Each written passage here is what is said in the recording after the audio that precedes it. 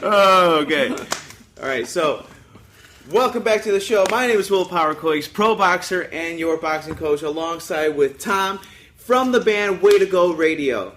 How you doing, bro? Good, brother. How are you, Dude, man? what a crazy start to this show, man. Yeah. We had such a hiccup.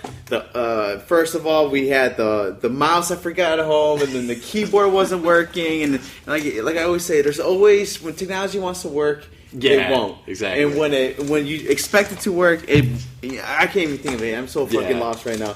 Anyways, thanks for coming on, bro. No problem, How you buddy. been? I've been noticing you've been on a lot of interviews, going to different radios. Good, and bud. just doing the promos. What's up? Yeah, really good. We're doing like a whole radio tour right now. So just to promote a new album, Barriers, that came out in November. Yeah. So it's like that portion where it's that PR portion where it's interview, which I don't mind. You know, it's enjoyable. It's fun. Yeah, and with everything going on, how do you find time to do? Because you got a business, right? Yeah. You have to do band practice. Yeah. You got these interviews. Then you got to do the social media work. Yeah. Like so, how do you do it?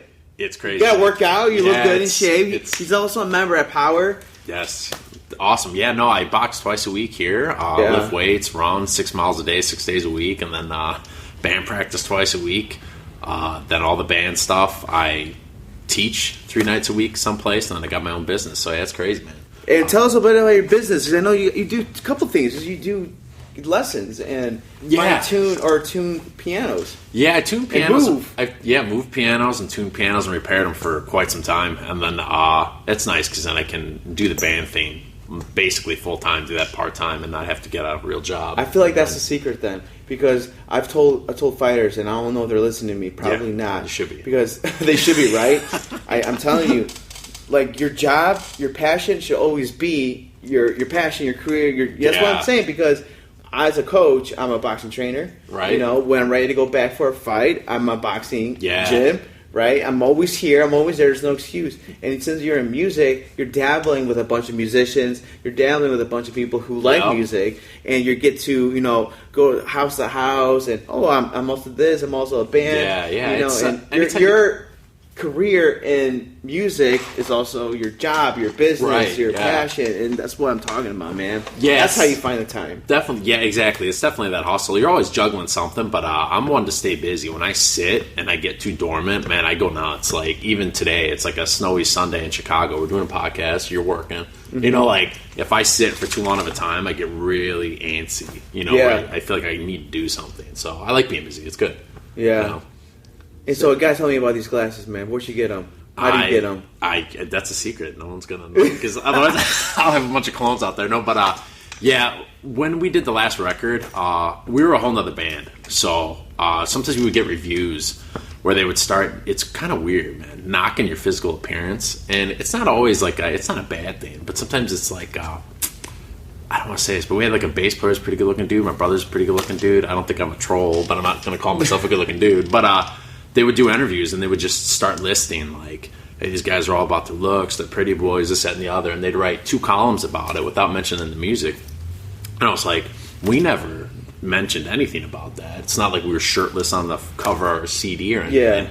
So when we were doing this new album, this new project, I was like, I just kind of want to take that out of the equation and just not show people who we are.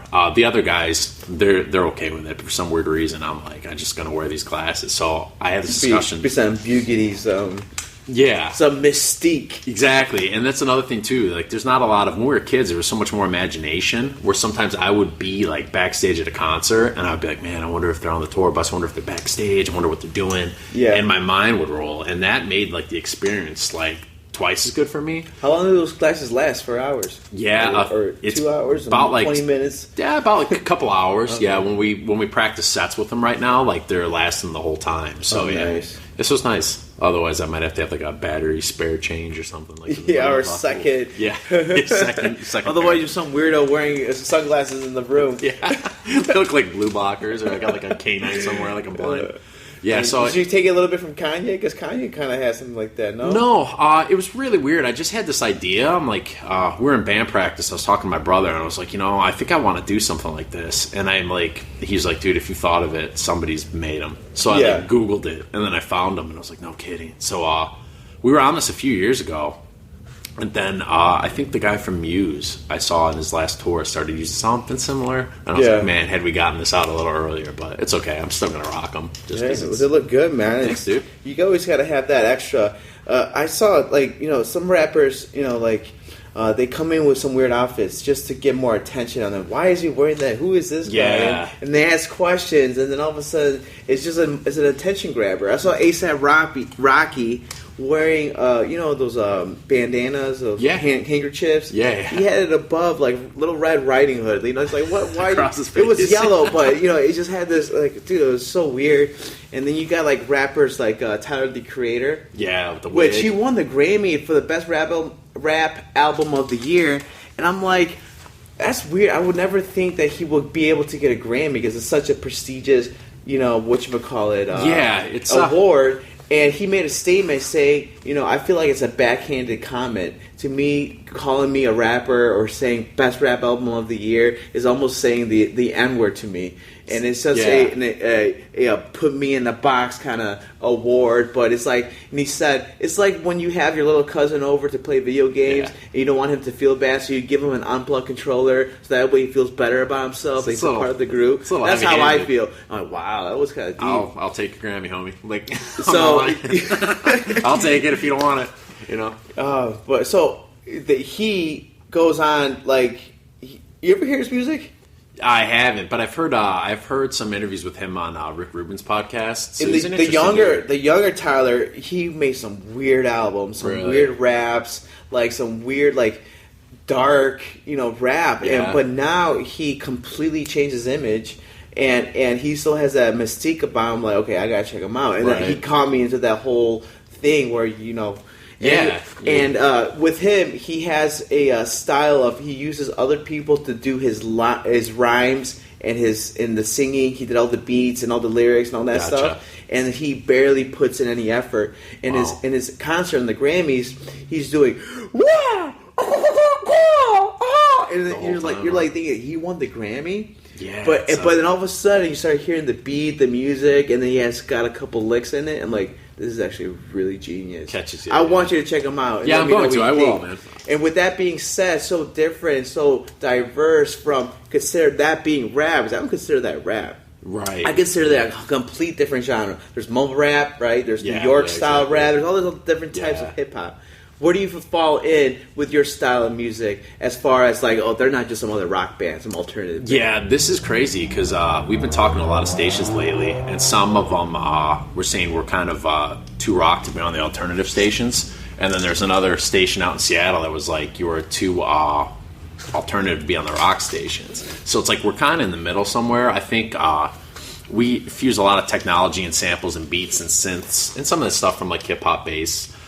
We were like a three-piece kind of straight-ahead band in a lot of our other projects over years, and I think we just got kind of burnt out on that, so we want to do something different. But I think why it sounds a little weird, is live drums, man. So there's that cymbals, there's that energy in there, and I think it's because it's not programmed drums that people don't know what to do with us, where some people will program the beats and then have the drummer play it live. We don't do that. We pull off everything we do on the record live. I mean, it sounds just like it. But I think that's kind of the sonic dissonance that's making people, I don't want to say it sounds weird, but it sounds different, so.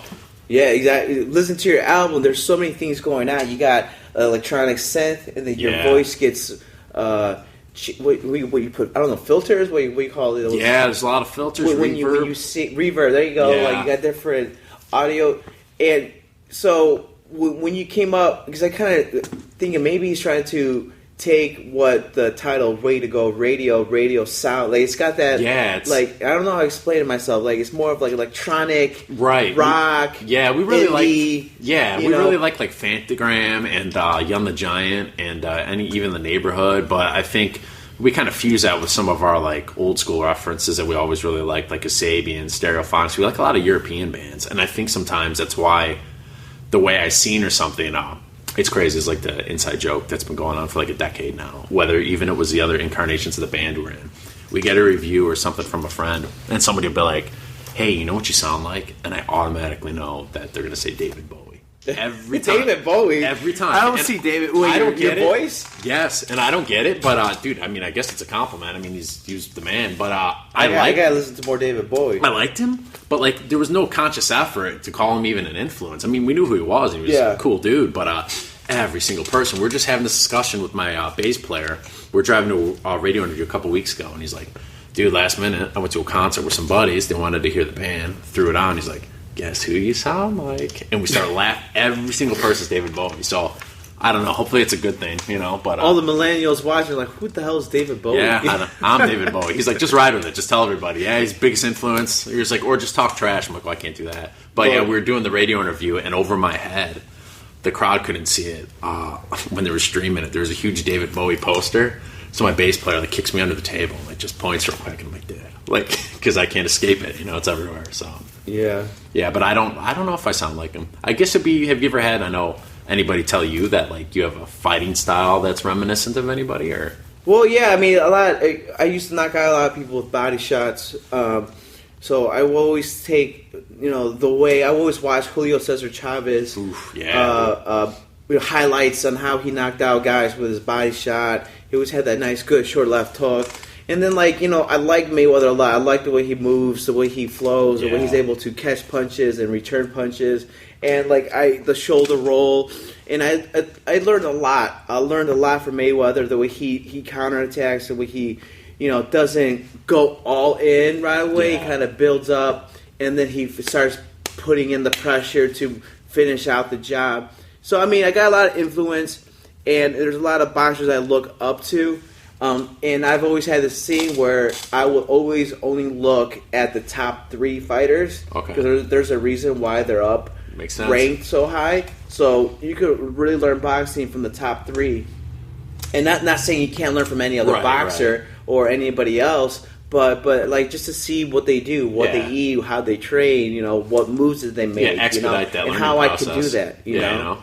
And my dad's like, watch this guy, he's got fire and all that, and you can learn from anything. Pretend that you're in his footsteps, pretend you're in his shoes, and watch how he moves inside the ring. And I want you to do the exact same thing. I'm like, what's this guy's name? I'm like, and he's like, I don't know, so I'm doing whatever his name was. I'm like, yeah, I'm not, I'm a fan right now. Let me watch this fight and enjoy it. Can you still? And I don't want to turn Canelo comes on, or Mayweather comes on. I'm like, taking notes. Like, okay. It's different. Yeah. It's different. I don't want to turn the interview on you, but I'm always enthralled with boxing, because boxing is kind of our escape, or my escape personally from. We do so much music that I got to do something physical. So I'm such a novice and such a student that I always like to learn. Like, can you watch it as a fan still, or do you go like? I always watch it as a fan, unless even now, if I see Mayweather, I usually take what I see and see how I could teach myself, but also teach other fighters. No, it's smart. But the point is, in boxing, is once you know the basics, the only thing you have left to do now is have amazing amount of conditioning cardio. Yeah, you can teach people how to throw the punches within the first half hour.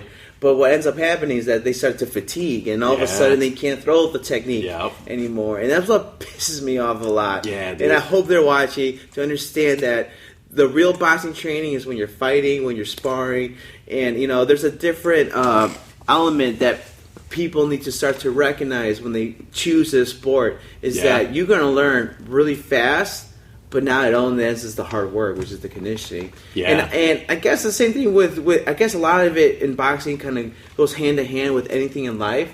And as far as your music goes, you have the same chords that you've played in other songs. Right. You have the same, format, chorus, intro, outro. Yeah, exactly. And all that same. It's like you can get bored with the same things over and over again. Yeah. And in boxing training is almost the same way. Like you do the same warm up, the same sit up, and I guess the only real thing people really want is the glory, the fame, they want to skip A through Z, man.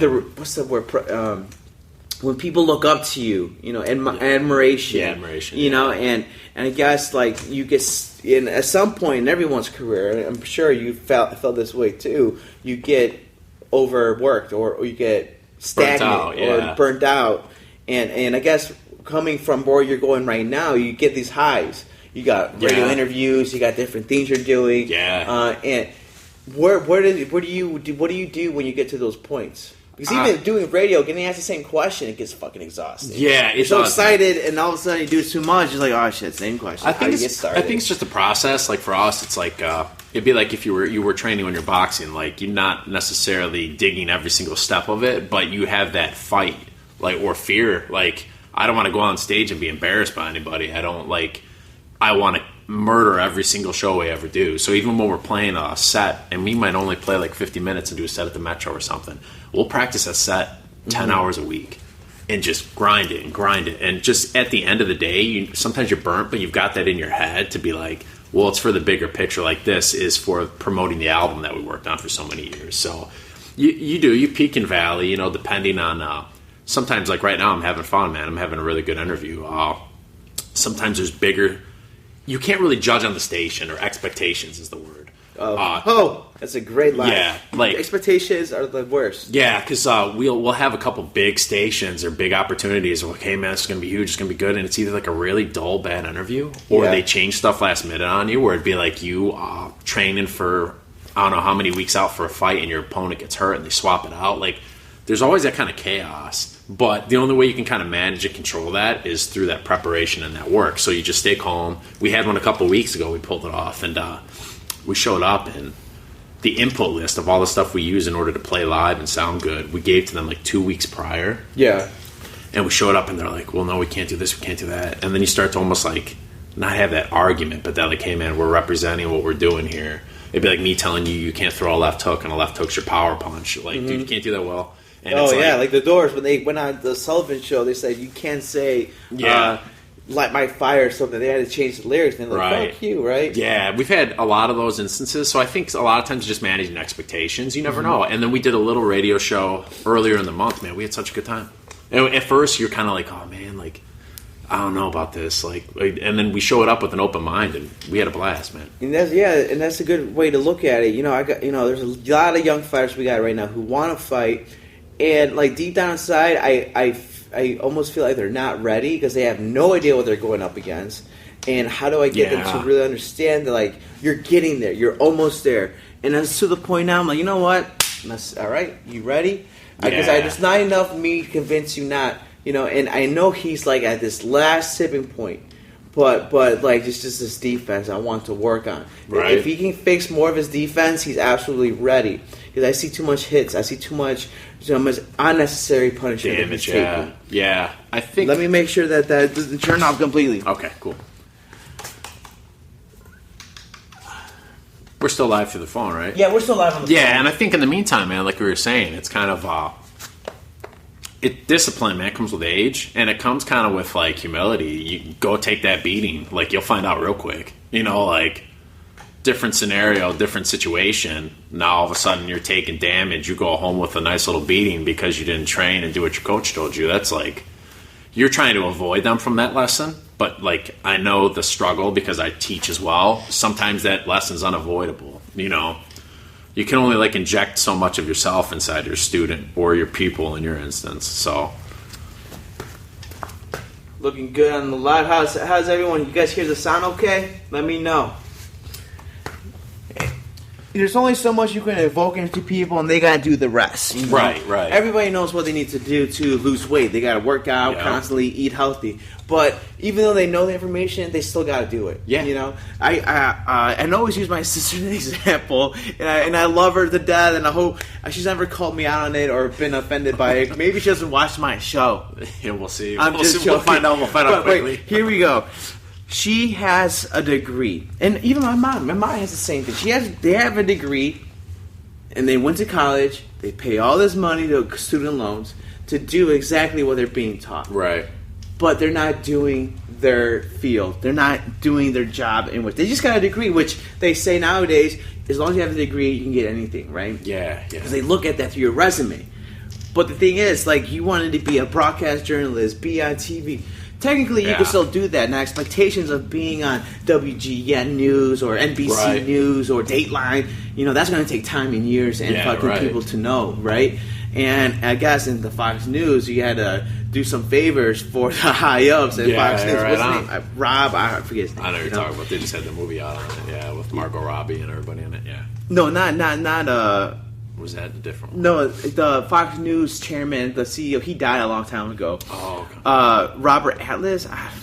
Okay. It doesn't matter. It doesn't matter. What I'm saying is, she wanted to be a broadcast journalist. You know, she got a degree in broadcast journalism, but she's doing something else, which she's making good money. Fuck it. Who cares? She's making good money. She still got a degree, but the student loans, now she's paying that off. Dude. And they're telling her, you got to do this or journalism, you got to do that in journalism. This is what here's your homework. And she actually did, I got to actually repost it. She did like an interview with me and my dad, and you know how they do like shots and they're talking over like Guillermo Coix training his son Will, my brother, and it had that awesome. Like real good feel of how, I'm like, wow, you could, if you had a YouTube channel, you know, had your own kind of news, and you know, and maybe it's not exactly what you intended to be, but the expectations it will kill you hard, you know. And just because you know what to do, you still gotta do it. Yeah, exactly. It's it depends whether, you know, art, physical. It's that same kind of grind. And nowadays, you got to watch. Even ourselves, I think one of the reasons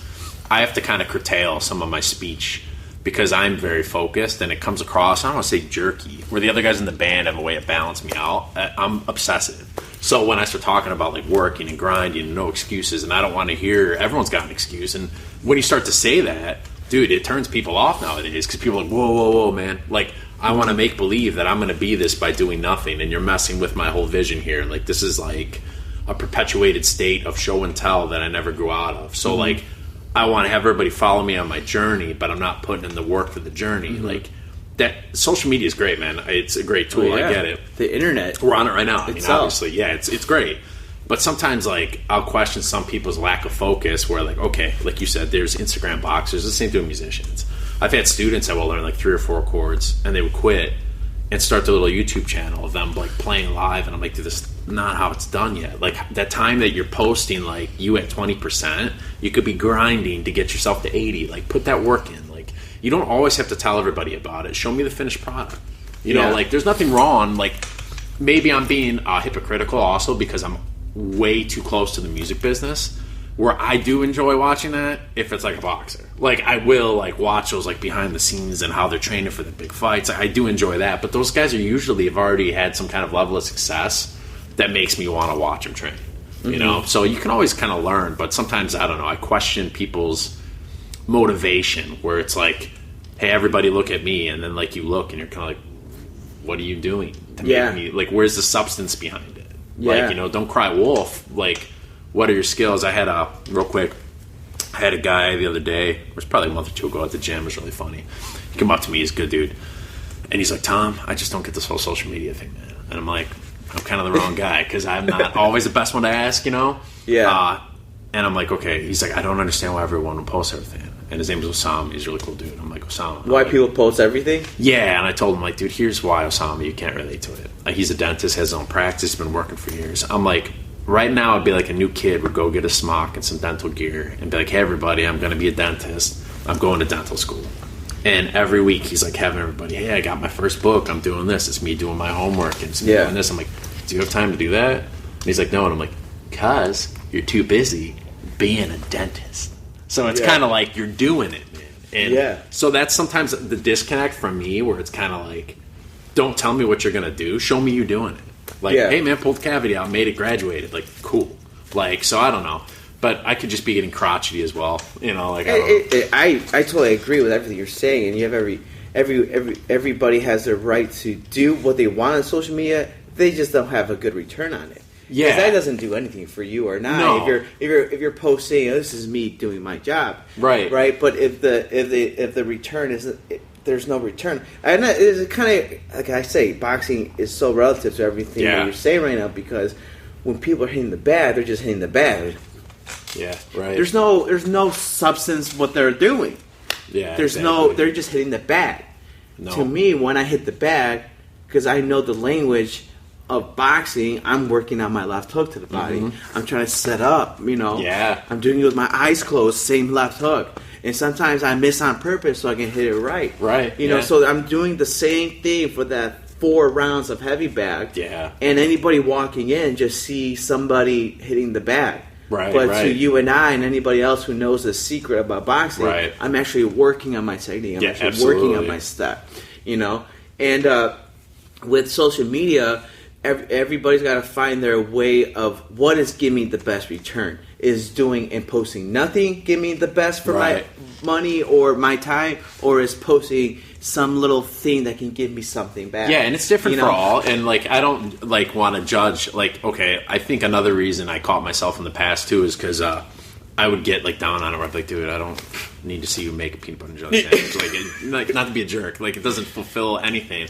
So I would just either not follow those people because that's the option I have, or just ignore it. It's fine, dude. You can pick your lane. Skip. You don't have to get sucked into that kind of crazy stuff, or be negative and like now go after them. But like, you're wasting my time. It's like, dude, why are you following me? You clearly know this is what I do. But also, we take our life experiences and what's happened to us, and we put them in lyrics and we put them in songs, and we share them, and that's how we get our adoration. So what's made me pump the brakes is I was like, maybe, I don't want to say an average person, but somebody that doesn't have that artistic outlet, maybe that's the way that they get that. So that's very true. I've tried to not be as negative about it, because I know we've been doing this for like decades. So like, who am I to be like, well, I got to show everybody what you do? Like, dude, right now I'm plugging a record. Taking a shit? Yeah, but I'm plugging a record that's about everything that's happened to me. So I got to watch that too. You know, where I'm like, okay, if that's the way you get your fix, that's okay. And a lot of people nowadays don't have their way of like what you and I have built or made. Right. And if that's the way they're going to start, maybe they're just doing it wrong and just find other alternatives to means. Yeah, they pick it up and just find their social media is not the means to all that. It's just a part of the equation. Yeah. If I had my I used to do a lot more videos. I used to do a lot more YouTube, like the tutorial videos, and like it just wasn't doing anything for me. Right. You know, how to punch faster, and I feel like that's in the future, but right now, the only way to really understand it's working is if I see someone, I'm teaching them, and they're doing it in front of me, and I see it. Yes, I created this guy's terrible jab, and it wasn't my YouTube video. Right. It was my explanation in a personal training session that actually is working. So it's not so much about my return. No. It's their return. And I guess, who knows, maybe your peanut butter and jelly sandwich gets them to lose weight. Yeah. And like also like familiarity breeds contempt, and because I've taught and I've understood for years that like Will's my trainer. Will trains me and so does his dad. There's never ever going to be that line where I'm out because I know Will and we're sitting here and we're boys that I don't think he can knock me out in 10 seconds flat. Those are two separate things. Hey, Will's cool. He's a nice guy. Do we hang out? He's my trainer, but those are separate issues. Like I will never catch that level because I'm not putting in the work because I enjoy doing it.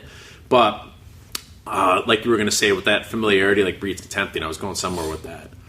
I don't know. Oh, it's like same thing with like music. I feel like sometimes I don't want to be all out there everywhere where everybody starts to know like everything about me because then you get burnt out a little bit. And I've had students too, man, where like you were talking about, it's not about me. I want to fix that student's jab. You know, I know sometimes, dude, I go through weird things where my shoulder's popping out and I'm like, dude, my jab feels like garbage. And then you'll fix it.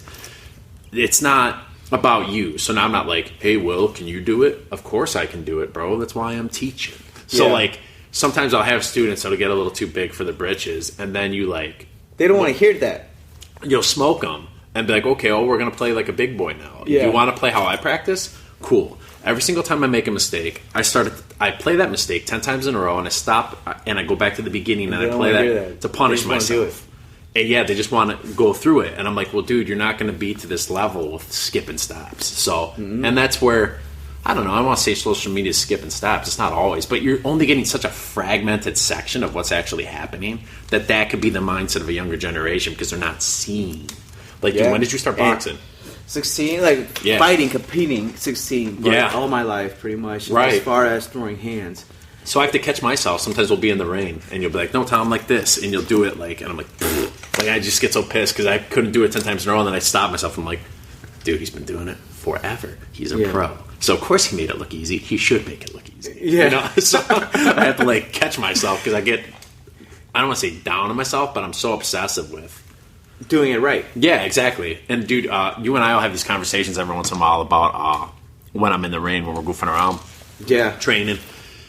I don't know if you could speak on this, dude. I think you might have said something about it before. But I feel like I've been obsessed with this thing lately where it's like if I'm training or I'm boxing or I'm doing something, not with music, 'cause I've been doing it forever, but I get this like I'm taking in the information and I'm so obsessed with learning it correctly that it's like I'm learning it, but I'm messing it up and I'm messing it up and I'm messing it up. And you'll be like telling me, Tom, left foot, take the step with the left foot. And I'm like so obsessed with like left foot. I'm not getting it. And then for me, it's always anger. I get pissed at myself. And I'm like, dude, and I do it. Yeah. And I'm like, it's that, like, I don't want to say cognitive dissonance, but there's like a gap where it's like, all right, you know it. Now shut that part of your brain off and let it take over. And I know even for me in sparring, that's always been a thing for me. Like, I can't, like, go with that flow. Like, you know, like, I'm so obsessed with, like, work this combo in if he does this. And he's not doing it. And while he's not doing it, he's punching me in the face as I'm making plans. So it's like that. Yeah, nothing goes according to plan. No. As you can see the beginning of his interview. You know, like, exactly. Something's going to get stuck in the way on your journey. Yeah, exactly, dude. So, I mean, I always like sports, man. It's all about the balance. And I know you play guitar, too. So it's like just kind of knowing it's good to be well-rounded, you know? Yeah, but there's also there's always good and bad to everything you do. Yeah. You can be a jack of all trades, but a master at none. And the master is always practicing, yep. doing the same song over and over again. Because once you make it big, you're gonna play that same song over and over again. And like, are we allowed to swear on here? Or no? Oh, hell yeah, okay, I don't give a fuck. I didn't know. maybe it won't be so good to the parents watching. No, yeah, but sometimes say, oh, this is the boxing pose, and all of a sudden I'm just dropping it. Yeah, but sometimes we have students or people we knew growing up. Kids too now. Yeah, from music was they would know, like, hey man, I'm taking this instrument for 6 months and I'm taking another instrument for 6 months, like you were talking about, jack all trades. I'm like, or be the shit at one of them. Like, because you can't get on stage and play 10 instruments. Even Prince knew a ton of instruments, but he did them in the studio. Like, master it, dude. Be, like, the best guitar player, the best bass player. Yeah. And be that guy. But then, like, I get turned off sometimes when it's like, well, I'm doing, like, 1,000 different things. Maybe it's just my mindset where I'm like, dude, wouldn't you just take all that energy and, like, be the man at one of them? You know, like, it's kind of weird. Like, that's always been... I don't know what your opinion is on it, but my mindset's always different. Oh, yeah. I mean, there's always a primary source of masterhood, and there's always a secondary thing that you're pretty good at, but juggling too much at a time, you're gonna take away some sort of progress on one thing and then replace it for the other. Like, I got a couple of fighters who are doing so much right now. It's like you really need to see what you want to do. Yeah, you know, there's sacrifice. It's youth too sometimes, though. You know. Yeah, we think we're unstoppable or impenetrable. And another thing, just the English word "decide" is very powerful, because think about anything that starts with the D-E, declassified, de-stress, it takes away, right? Right. And side, C-I-D-E, pesticide, kill, decide, right? Or what's another word that with a C-I-D-E? I don't know. Anyways, but what I'm trying to say is, like, there's a lot of words that are powerful that people don't understand. You need to decide that you're going to do this for the rest of your life. Decide that you're not going to eat. Decide, you know. I think your decisions in like not doing that, you're deciding to kill off everything else. Dude, it's also a good. That's kind of a good way of saying what I was trying to say a little earlier. Like, sometimes there's so much going on, and like you have to make that, like, hey, I'm going to be a musician for the rest of my life, and I don't really care what's going to happen. I'll make it work. But it's that commitment of jumping off that cliff. You'll make it work, but you haven't decided yet. Now, if you're on the fence, dude, don't get in there. Like, don't get in the ring, bro. Like, that guy, you're not ready. He wasn't ready. Yeah, the guy across from you, dude, he wants him more. He decided he's not losing. He decided he's training every day. He decided this is all he has. Yeah. So it's like, that's what separates that master class from, like, not regular people, but I want to say, like, hobbyists. Yeah. You know, it's nothing, like you said, being well-rounded. Okay, I box for fun because this is my escape and my release from doing music 24/7. Now, if somebody was like, hey, dude, I haven't sparred in a little while because I got a bad car accident, and I'm waiting for that to all be taken care of, and I have meningitis issues, whatever, I would never be that ignorant. Even for, like, 16 or 8-year-old guys you've got here. I'd be like, hey, man, 3 3-minute rounds, and not think I wasn't going to get my ass beat. Like, you're going to get your ass beat. You're not doing it. You're not on that level. I'm not putting that kind of work in that these guys are putting in. So it's like, you know, like, there's that disconnect on every level. And as you go up, dude, I can only imagine it gets worse. I mean, you could speak on that because you've gotten in the ring with some bad dudes, but I'm sure you were all in, you know?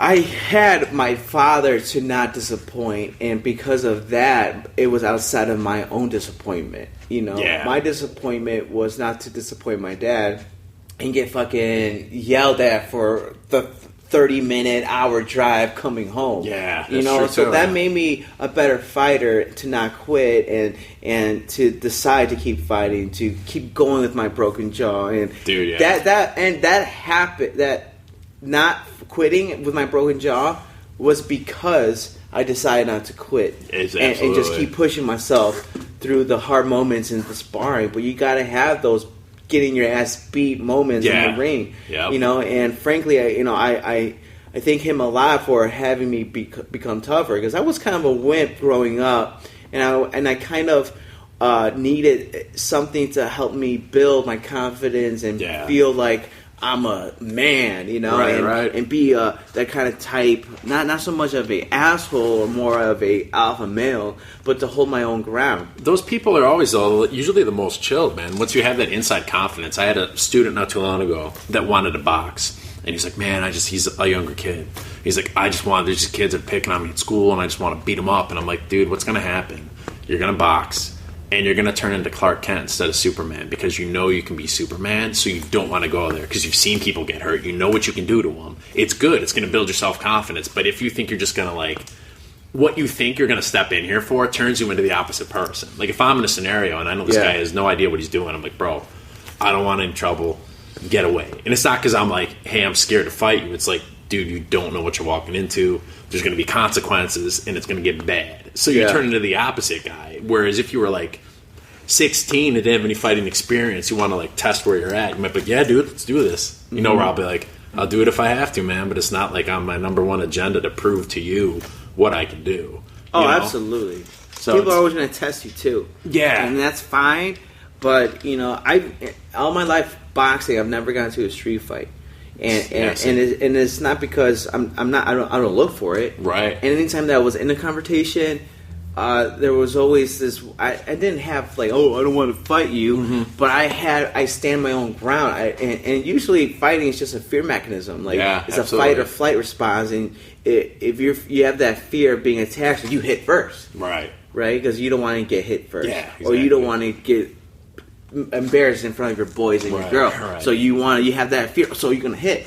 See, I don't have fear, and if that does punch come first, you're ready. Then I'm ready to go. Because I can see body language, and I can tell that and feel the vibe from that person's voice. They're getting closer. They got their shoulders start to shrug up. Yeah,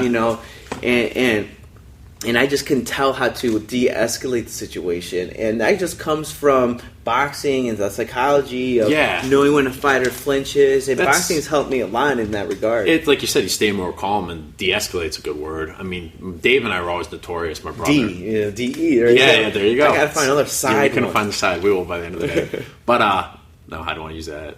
What? Oh, genocide popped in my head. Okay, so genocide is another one.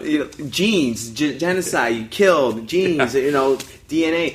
But side, it does mean kill. Right. Kill off, these sides. So, it's crazy. But probably kill off everything else. When we were in high school, man, it was notorious. My brother and I were dude. Pest. Kill the pesticides. Yeah, so on this side thing. To this day, man, we'll go out and we will be quiet, minding our own business, and we will get messed with all the time, dude. We get more. Did your audio go? It's so good. It was going, but keep going. I don't trust it. Yeah, we get always, and even in high school, all throughout school, man, we get people on to test us all the time and fight, and we'd be more than willing to oblige. But it was we would never give off those signals as hey, dude, I'm a jerk. We're always really nice dudes, so we can't really understand why that would be an issue, Yeah. But I remember, I was dating a girl for a long time, and when we first started dating, I told her, I'm like, you're never going to meet anybody that's going to get tested on a regular basis for doing nothing. We could go eat ice cream, and some dude would walk up to me and be like, what's up? And I'd be like, what? What are you even talking about?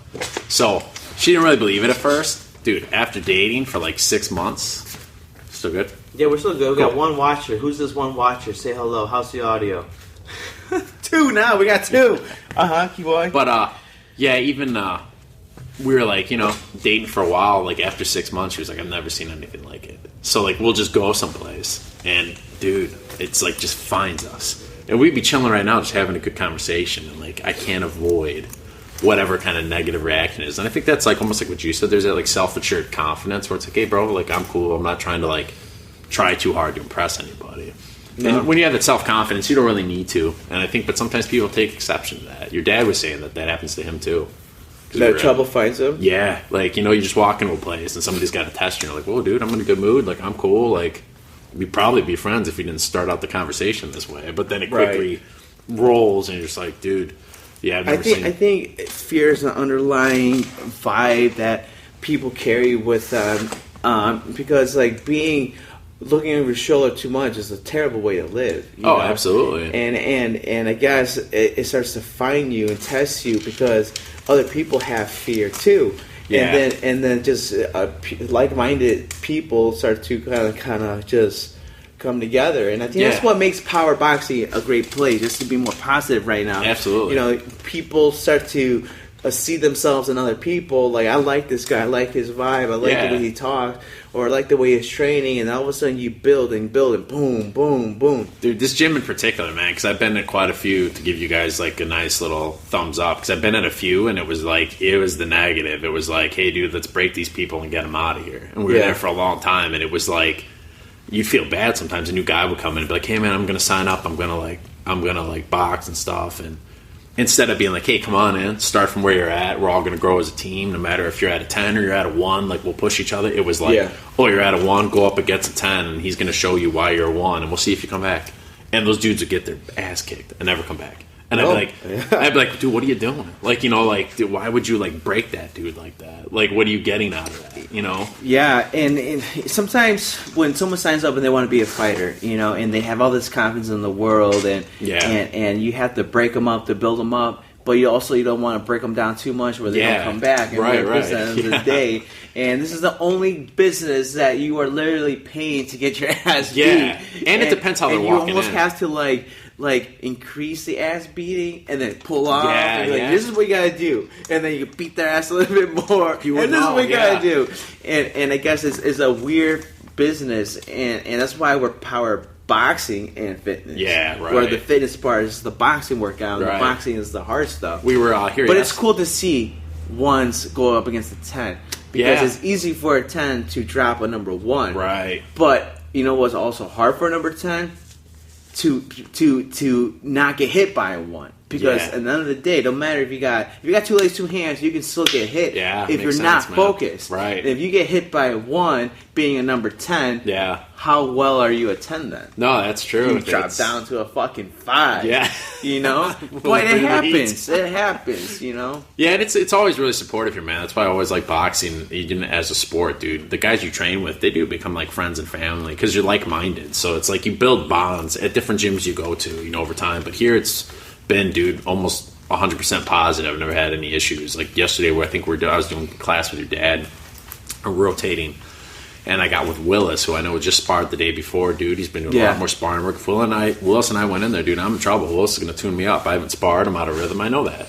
It's not an ego thing. Willis is like, I'm sore. And he was starting to drop his hands. Now, regardless, dude, it's not me saying it out of being bad. It's me trying to help us. I'm like, dude, breathe, brother. Get your arms up. Get your arms up. And he did, and he was fine. Now, if somebody at a different gym, I take exception to that. Be like, dude, Tom hasn't been in the ring forever. I don't know what the heck he's talking. But he knew that that's not what we're about here. You know, it's all about, and if I do it, dude, I get called out all the time. A lot of times, I'll know your dad's talking to me. He'll be like halfway across the gym, and he'll say something like, make sure you're not dropping that left hand. And as you walk by, and I automatically know, like, I was dropping my left hand. Like, he's talking to me. He's telling the whole class because he doesn't want to embarrass me. But all right, I'm like, gotcha. Like, it's like a subtweet. You're not directly telling him, but you're telling, you know. Yeah, I'm like, I gotcha. So yeah, I like training here, man. But like you said, it's always positive. Whatever you're doing, dude, it's just kind of grinding. And there's advantages of everything, you know, as far as like the social media stuff is cool, dude. I found you guys online through social media, you know, so it's like it's not a bad thing. So no, you need it, but you don't need to do it every time. No, yeah. When I do it, I just Snapchat or Instagram story. Right. I don't go crazy with it. I don't have this like smoke and then like boom boom boom lights and then like boom boom boom boom punches and then have some kind of crazy video because that just takes too much time. And it can turn into like even there's a lot of bands I follow, man. I really like them as artists, and sometimes I'm kind of like, oh, dude, I don't want to. Is there a specific band that I mean, not to just be copycat or be a use their ideas, but is there a kind of band you follow and say, oh, I like how they did this social media post and how they worded, or I need to take more still shots of me playing, or I need some more publicity and shit. See, I'd say how they do their interviews. I'd say we kind of pull all that together as far as the publicity and stuff. Like, we always try to pull all that together, but not really. If anything, I think I like watching Young the Giants stuff because they have restraint. Like, they only really post, like, what's vital. Like, I was talking about earlier. Like, they all have their personal accounts and stuff, which I don't have. We just have, like, the band account. Yeah. But it's like, hey, like, gonna be on a podcast. Check out this content. Like, I'd rather sit down in this setting and let people know who we are than, like, every day invade the personal space. Like, hey, what's up? It's me again. Because that whole familiarity breeds contempt thing, too. Like, you gotta watch it. Like, I've had some artists, and I still love their music, but then I start to get a look inside their deep personal life when they're doing all this crazy stuff that almost seems like, I won't say cry for help, but cries for attention. Mm-hmm. And then I'm like, whoa, dude, you got some issues. Like, I don't know what's going on, but, like, I just like your music. I'm out. Like, I'll stop following them or stop tuning in. But I really like Fantagram because all their stuff's usually pretty positive, and they have a lot of good fan interaction. I love their sound. Them, Young the Giant, but I think usually it's some of the other bands, unfortunately, it's like knowing what not to do, in a weird way, so. And it's that's the nice thing about Instagram, though. It's like there's a lot of cross-promotion. I'll find other artists that You find it hard with your style of music and not be considered alternative or too rock or too alternative and all that. They're coming. They're coming for us. They're coming.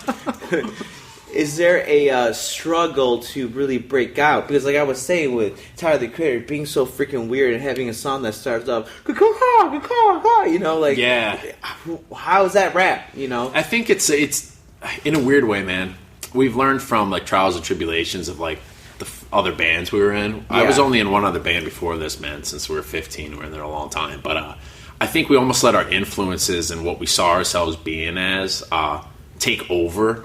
And kind of was steering the ship. You had no identity? Is kind of. I mean, it was there, but it was like, what makes you special? And as you get older, you start to be able to just drop those like preconceived notions and just be like, hey, man, I am who I am. And that's why I think we're really proud of this record. It was really like, forget everything else. Like, we're going to take all these influences, what we enjoy listening to, but we're going to do our own thing.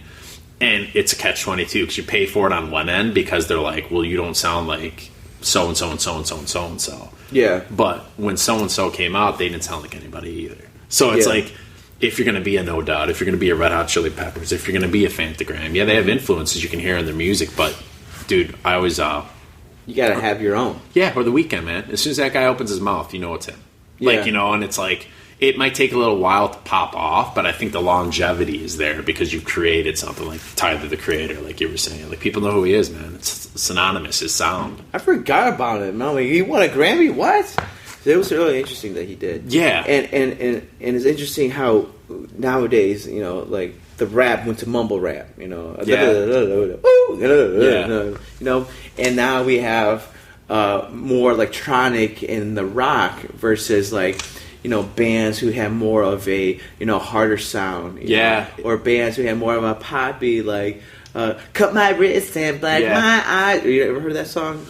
Hawthorne or something? Backyard Hawthorne? Wasn't Hawthorne Heights, was it? Hawthorne Heights. Yeah. Taking Back Sunday. They had that poppy, Blink-182 pop punk, Dude, that's a band. Is it tempting to do, like, one song just to get recognition? Like, Nirvana, they got exploited because... Another Teen Spirit, that song was so simple to play that it was more of a parody song. And the whole entire record had no other kind of pop sound to it. But that one broke out for them to be known. And it's like, it's the same chords over and over again. I think, like you're saying, man, like, to recognize that you have to write something that's catchy and that's going to be a hit. I mean, dude, you have to. That's part of the game. You're in the tempting. You're in the music business. I think it's not only tempting, it's smart. It's part of it. But you've got to find a way to navigate in between that. Like, we don't sit down and be like, let's make a simple song. Or like, hey, we're not going to do that. We're going to be total opposite. Yeah. Like, you got to kind of find that common ground where it's like, what can I say concisely that gets stuck in people's heads that's enjoyable to listen to? Like, it could be like Foster the People, or it could be something that's like, really acoustic and concise as well. But like a good song's a good song, man. I heard a song the other day, man. I got it on my phone somewhere.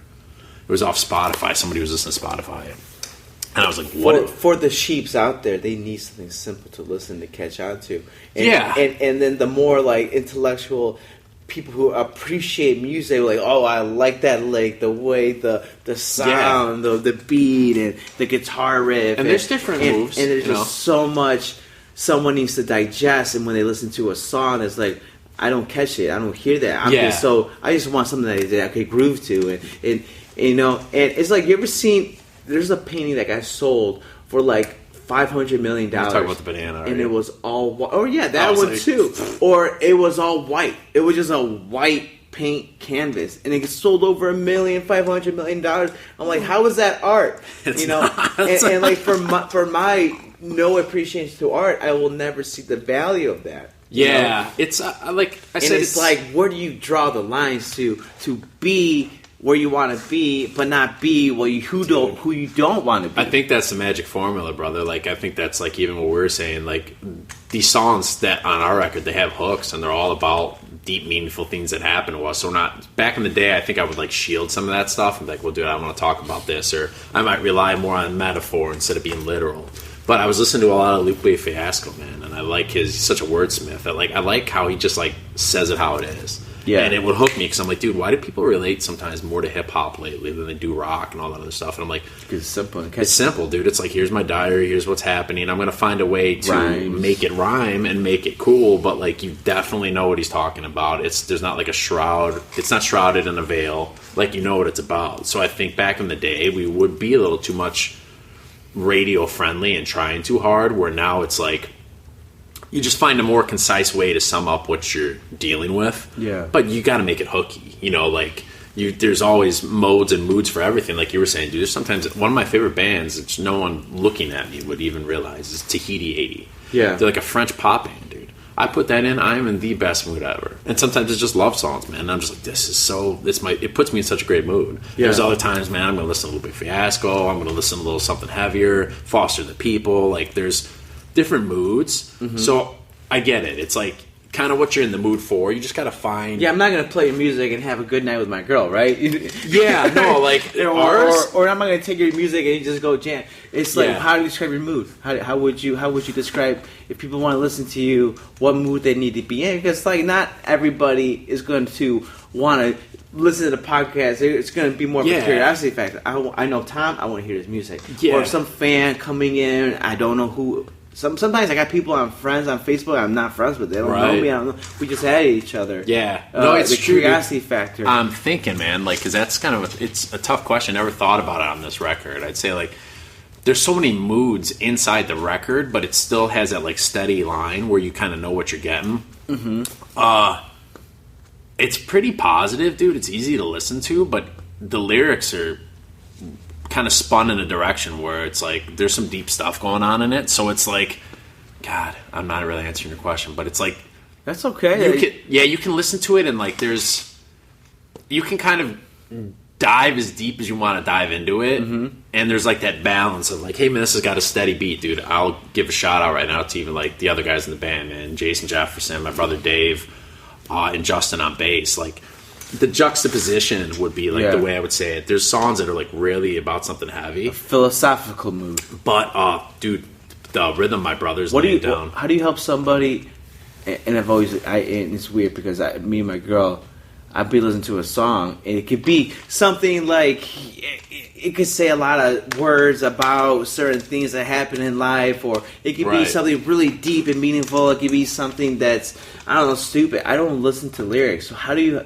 Like me, like, I listen to the music, I listen to the beat, because maybe it's on the musician side of me, where it's got like, whatever it is, dun dun dun dun dun. Yeah, what's really important is groove, dude. You know, like your song, it's just not enough. You know, that song goes dun dun dun dun dun. Right. Now, and I don't listen to the words, and you're telling me all the lyrics, and I don't connect with the lyrics as much as I do with the music. I think it's relying, dude, like, it's a kind of a juxtaposition on this record, which is why it worked out really well. Like, in that particular song, Dave lays down a beat in the chorus that's like, It's kind of heavy and it's pushing, but then the bass player lays down a riff that's almost danceable. And it's got like me singing this high note that's kind of like building tension. Yeah. And it's like heartfelt. You can hear it. It's hitting this pitch that's almost uncomfortable as these guys are almost like laying down a dance groove underneath it. So I think that takes like a lot of experimentation and like knowing. It's really weird. It's experimenting, but like I think we went more focused into what type of record we wanted to make because we're a brand new band. And there was something freeing in it where I was like, hey, dude, this is what we like. This is what we want to do. Let's play with this. And dude, it took 3 years, man. Like I had everybody come out to me like, when's the record coming out? When's the record coming out? I'm like, dude, it'll like just let me put the seasoning on it. Like, you know, we took a little longer than we probably should have, but it's all right. Like, you know, like we're happy with it. And you're going to go promote it for a long time, man. You better like that record. You know, like otherwise I've been on the other side of it where you're like, you made a record you don't like anymore? Most people don't listen to the records as soon as they're made. Yeah. And this is going to sound like narcissistic, but this one I actually, dude, I'll listen to it and not like be like, ugh, like got to turn it off. Like I do enjoy it. We've worked so hard on it. But we had other ones, and you listen to a lot of artists as soon as you spend so much time writing it, rehearsing it, recording it. Do you deal with criticism? Like people like listen and be like, or like, and is it hard to get offended, or is it? Do you get like, you don't know what you're talking about? I do, man. Actually, because here's like, and that might be kind of like a negative thing, but like sometimes what I tell everybody, like anyone who's listening to other interviews might be sick of hearing it, but my whole thing is like it's kind of like if you don't have anything nice to say, like don't say it at all thing. But like if you went to like an art gallery and there was a painting there, and okay, like me with the banana thing, dude. Okay, whatever. You know what I mean? Like I don't get it. Like, but I'm not gonna like make that effort to be like, you're an idiot. Why would you do this? Like, hey, dude, it's not for me. But I don't get to go change your painting. So like a lot of times when you're a musician, somebody who knows, they enjoy music, but they've never created it, they've never written it, they've never done any of it. They have an opinion though because it's music. They would be like, well, I don't like this and this, I want you to try this. I'm like, bro, because that's not what I painted. You don't get to grab a brush and change my painting. Go make your own painting. Oh wait, you can't because you don't know what you're doing? Cool. I think I would snap back when I was like 16, dude, 18. I would, with some venom. Now, dude, I realized you might have found this out in fighting or training too. Sometimes it's the way people are raised. They just can't give somebody even a full compliment without deep inside. There's a jealousy thing. They don't even know what's going on. Sometimes it's just conditioning from the way they were raised. So I'm like, dude, Will, man, that was such a great fight, dude. That like 5th round knockout. Had him in the 3rd, though. Did you not see that window? Did you not see that? And they got to, like, throw that in there. Yeah. They used to really bug me back in the day where I'd be like, dude, you're an insane human being. Like, who operates that way? Like, and then I'd get pissed and be like, okay, you want me to go at you the way you come at me? Like, let's do this. But then now I'm just like, dude, I don't have enough energy to find out what made you that way, but it's not worth my time. So I'm like, thank you. I get bad advice all the time. Where somebody's like, hey, dude, why don't you grab a harmonica and do this? And I'm like, oh, here's a quick one, and we'll change subject. I was at the gym, a different gym I lift weights at, probably like 6 months ago. This guy came up and he's like, how's everything going? I'm like, good, man. Starting to get into the swing of the radio stuff. And he's like, well, it's going to be really tough for you, man, because you guys are kind of a heavier band. You know? and I'm like, no, we're not. And dude, this is funny. But this is funny. I looked at him and I was like, have you even listened to the record? And dude, I'm like, you haven't, have you? And he got quiet. I'm like, then what are we talking about? And I just walked away. Where I'm like, you're giving me advice on a record you didn't even listen to. Yeah. So you're broken, dude. So I can't figure out why or like respond to it. It's like, I think we're used to it because even like pre-internet, dude, we were getting trolled before like trolls were trolls. Like we used to get like, I remember MySpace back in the day. Dude, we used to get death threats on MySpace. MySpace. It was like social media before. Oh yeah. What's that? You remember MySpace? But we used to get, dude, like people like going out of the way to be like, I hate you guys, I want you to die, like your music sucks, you guys are this, you're that. Yeah. And you just build such a thick skin. Yeah. It's almost good. I mean, after a while you're like, okay, I don't know what's going on up here, dude, but like I'm not wasting any energy on it, you know? So to answer your question, man, it depends. You get your album reviewed all the time. Yeah. We just had one not too long ago. And I took it as kind of a bad critique. The other guys in the band were like, it's not really that bad. But I read it. And I think what was more insulting about it, like, dude, if you don't like it, just say you don't like it. But you're, like, hopping on one side to hop on the other, and you're kind of riding the pine. And this person's critique of the album was that there wasn't really a solid direction, and his choice was almost like we were confused, and it's not confusing, he didn't get it because we didn't really have a formed idea of what we were doing. but his review of it was exactly what he was critiquing of it. But it may be genius and it may be mad. And I was kind of like, bro, like you're critiquing us for not picking a side, so to speak, if that's your deal. But you're doing the same thing when you're reviewing us. So what are we talking about? So it's like, I shouldn't really read them. I'll probably get better at that. But when you're doing most of your own PR, you kind of want to see what's happening. The other guys in the band don't care, dude. Like I'll be like, hey, my brother's hilarious. I'll be like, hey man, we got kind of a weird review. Want to read it? He's like, nope.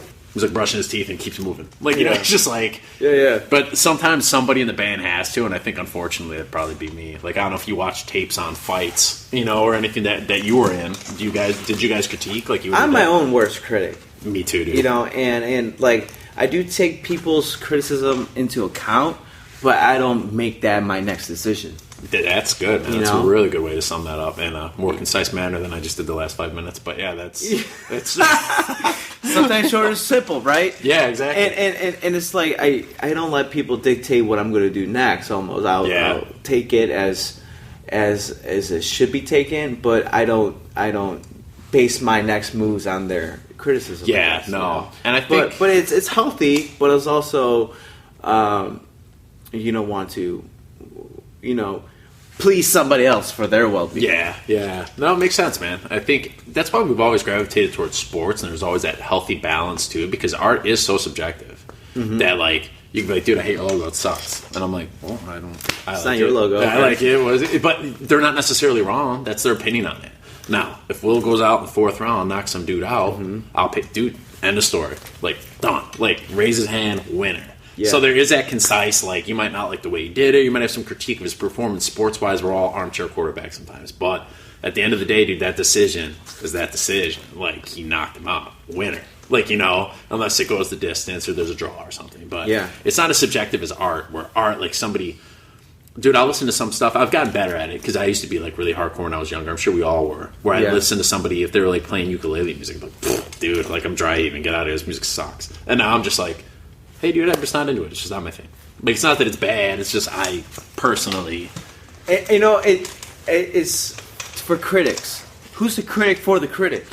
Like, how it's funny. I always thought about having some kind of... I always have business ideas in my head, right? And I'm always stuck on this business. Well, but if I had the time, if I had some opportunity, how about have a business reviewing other people's reviews? Dude, that'd be a nice, like a report card of people that are reviewing, because, like you said, you just criticize his criticism of your album. Like, you're not picking a side either. You know, and I think for the reason they're scot-free and they're able to do that is because bands like us aren't going to take that clap back, because then it makes you look petty and that it gives their opinion weight. So you stay away from it. Like, you read it, you're like, all right, dude, whatever.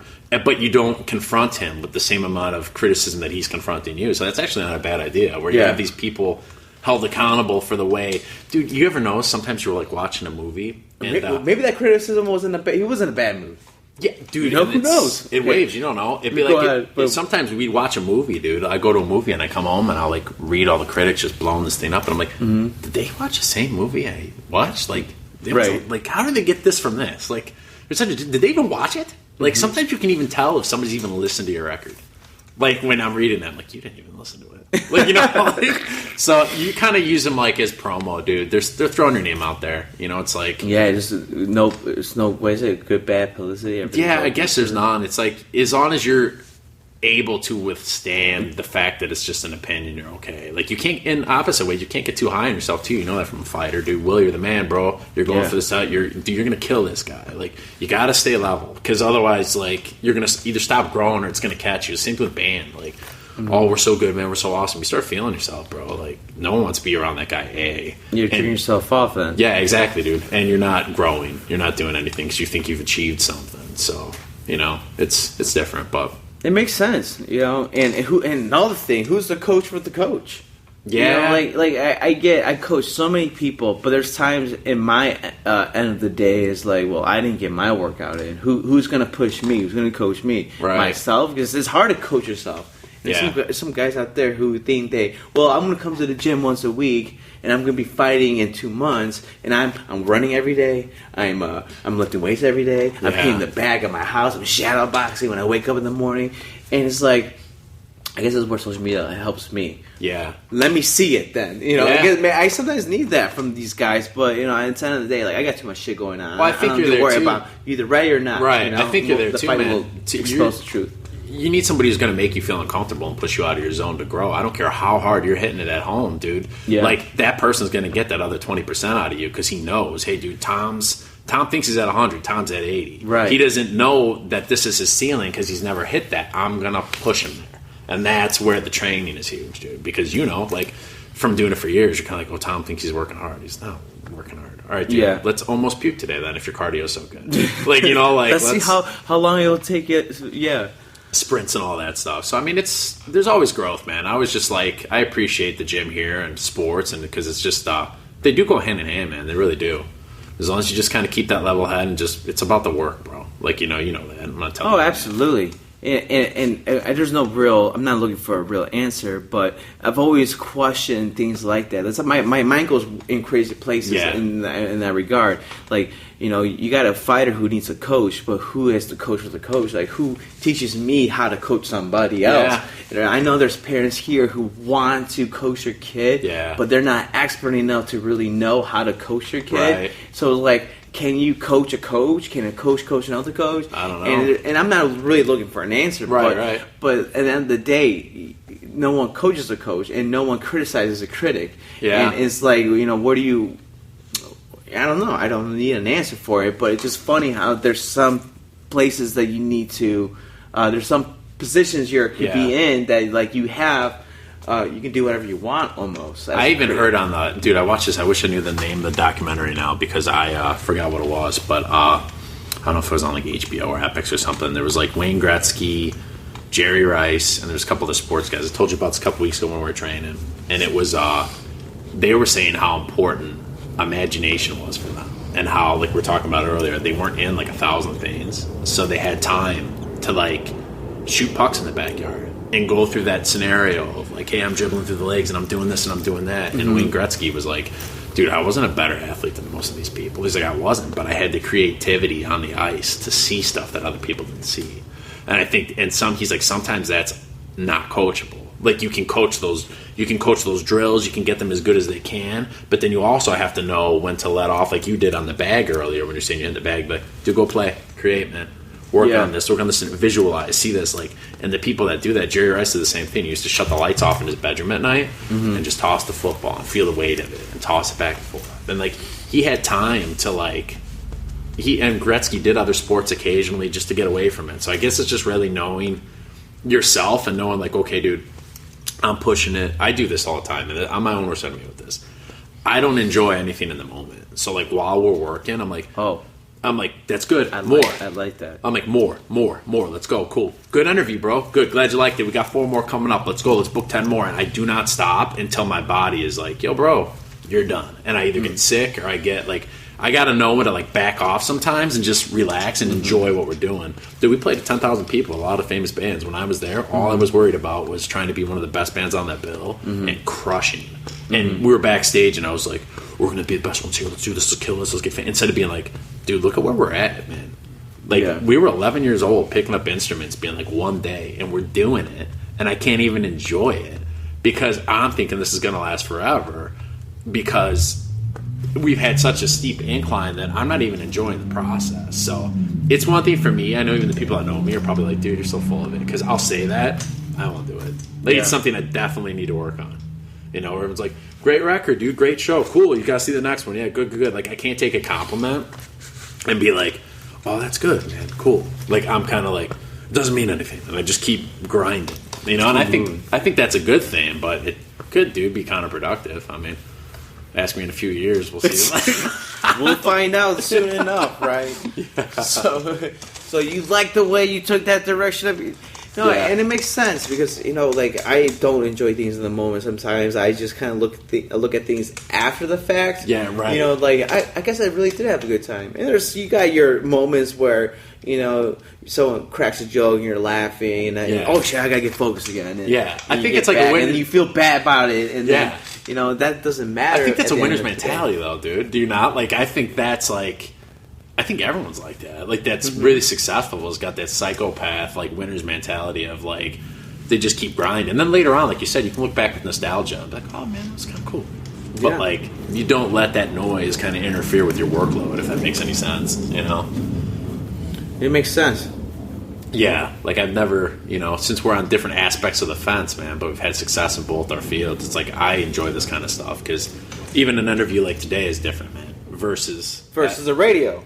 Dude, always being like... So they stop you. Oh, we got to go to commercial break. Oh, now we're going to listen to... Because I kind of was watching your and you would get on this nice like little flip, and they're listening to you. They're really listening to you, but they know they can't carry on. They got okay.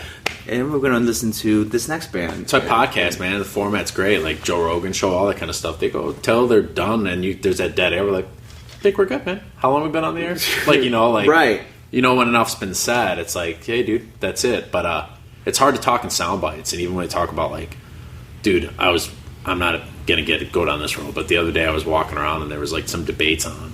And I was like, dude, how are you going to sum up what you think you're going to do or say you're going to do in this small little soundbite? And then he's getting interrupted. Next person. Let's talk about... And I'm like, dude, like, you can't complete a thought. Like, You really can't. They'd be like, Tom, you have 5 seconds. Sell your record. I'd be like, go listen to it. It's good.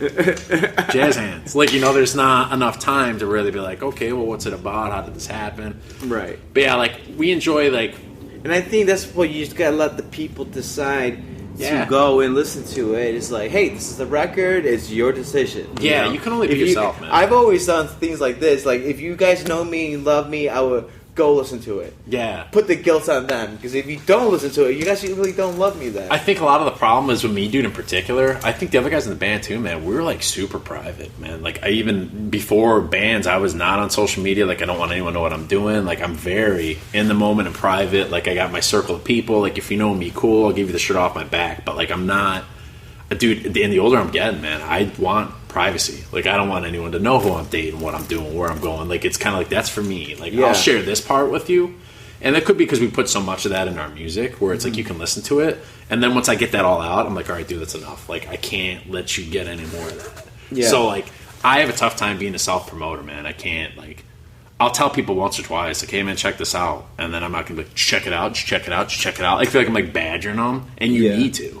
So, like, that's... In a way you do. In a way you can't do it too much or say it too harshly. And I think for us what helps is these formats. Because if you're like, hey, watch this interview, man. It's like, and then they'll get the point eventually. Listen to the album. Instead of me, listen to that record. Instead of me being like, with the selfie stick, like, hey, did you check that record out yet? Did you check that record out yet? Like, yeah. No, say why haven't you listened to it? Why haven't you? It's so good, check out this track. Like, I'm just kind of like, dude, it's not my style. Like, we put all the work into it where it's as good as we can get it, and I'm not a self-promoter, dude. Like, I'm kind of like, all right, here it is. We let other people do that for us. Yeah. So... Yeah, everything's word of mouth at the end of the day. And then share this podcast to help us out if you want to help us out. If you don't want to help us out, you don't have to share it. Yeah, if you want to help us out, you don't have to join the gym. It's fine. No, but that was a pretty good infomercial on this gym. We're talking about being focused, like, No, I'm just joking on the day, but no, for real. I think that not everything needs to be so pretty. Things have to be almost raw. And you do need your place to make things pretty, like a nice self-promo video, a nice band music video. You need those type of things. Yeah. But you also need the raw, uncut, let me be who I actually am, and not be some kind of image that I profess to be on the social media. Because that's what happens a lot. We get caught up on what other people are doing, and we try to do the exact same thing. And I was training this guy. He's driving his left hand. He's trying to look like Mayweather. It looks good on camera. Yeah, right. He feels good that he's actually, But then I'm holding pads for me jab, and it's just little like little tap. I'm like, I was able to catch you like that. Now imagine if someone can catch you like, oh okay, and I'm like. It looks good on camera. This is called the up jab. Do you know any other jabs? A double jab? I'm like, yeah. What else?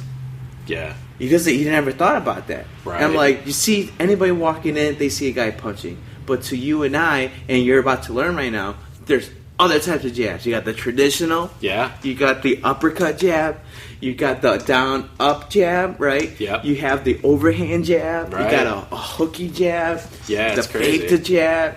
And that's what I'm telling you. Like, and now there's so many ways to get what you want. Yeah. There's so many different ways. Yeah, and then the timing and the execution is just from experience and doing that. Like you said, you can watch all the videos you want, but that guy learned in 10 seconds what he couldn't learn watching 2 hours because you hit him in the face lightly just to be like, hey, dude, hands up. Like, if I was a jerk and we were sparring, different scenario. You're going to eat some pain for that misstep now. Yeah. You know, that's what's crazy about boxing, too, man. I like it, but it's like you will pay dividends, man. I don't know why you're not, like, people aren't scared, like, if they're not training. Like, I can't understand the mindset, dude. Like, I'm like, what, out of your mind? Like, if I mess up a cord on stage, dude, I'm getting booed. I'm not getting my ass beat.